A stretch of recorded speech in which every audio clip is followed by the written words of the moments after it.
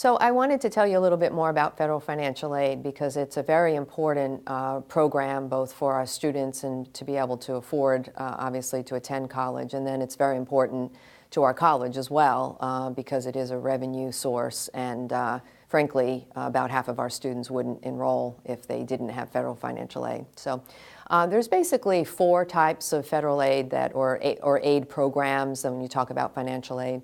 The one is grants, and probably the Pell Grant is the one that's most known. That's a federal financial aid program, and grant, of course, means that they don't pay it back. It's an award that students earn. There's also state grants. Florida has different grant programs, so that's the category of grants. And then scholarships, again, is pretty commonly known. Again, you don't have to pay those back.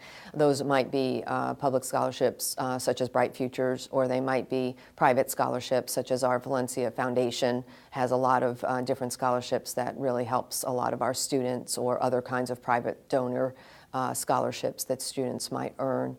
And then we have loans, which unfortunately has become a bigger part of the of the financial aid package that students and their families get because the cost of education has shifted more to the students and their families, and so loans has been a way.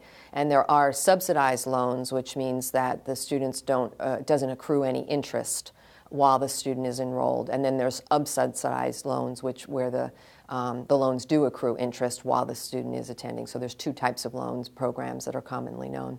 And then lastly, work study, where students can get a job on campus and obviously earn dollars as they work that can help support their education. So, so the whole process of federal financial aid starts with the FAFSA, F-A-F-S-A, you might have heard of it, and it's online now. It used to be a paper document, but now it's totally online.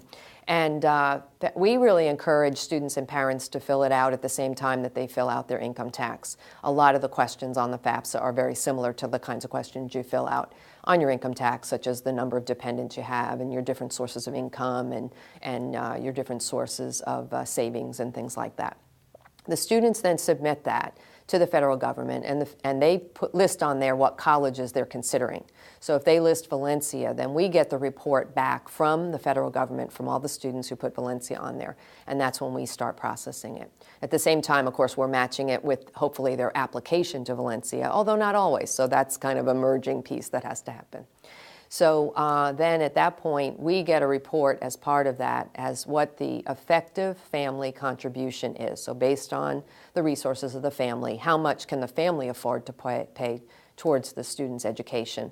The college computes the cost of attendance, and that includes not just tuitions and fees, but also books, educational materials, transportation, room and board.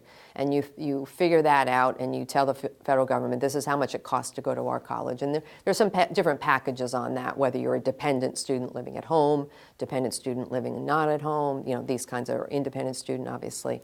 So you do different packages like that. So then we offer the student the aid, and the student has to accept every form of aid. If it's loan aid, there's some additional steps that they have to go to.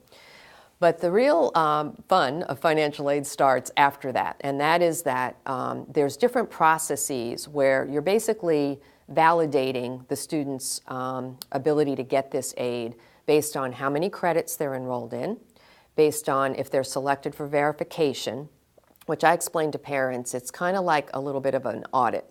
Like you put on your IRS form that you made XYZ dollars, and then the federal government says, prove it.